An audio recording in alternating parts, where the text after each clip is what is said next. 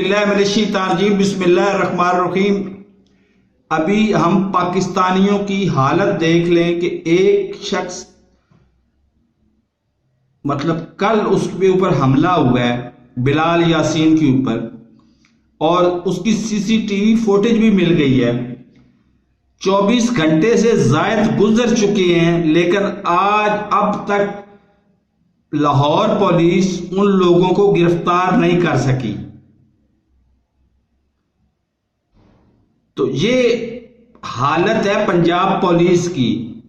मैं माजरत के साथ फिर आईजी पंजाब पुलिस को, सीसीपीओ को, डीएसपी को, जो भी सुनता है सुन के इस पंजाब पुलिस को करो फारग और नई पुलिस भर्ती करो जिसकी नई ट्रेनिंग हो।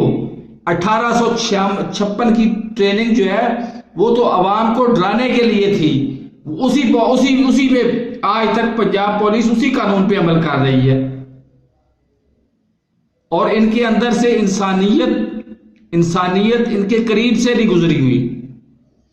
तो मेरे इस चैनल को सब्सक्राइब नहीं किया तो सब्सक्राइब कर लें, साथ लगे बेल आइकन को दबा के नोटिफिकेशन को ऑन कर दें ताकि मेरी हर नई आने वाली वीडियो को नोटिफिकेशन आपको बर वक्त मिल सके। अल्लाह हाफिज।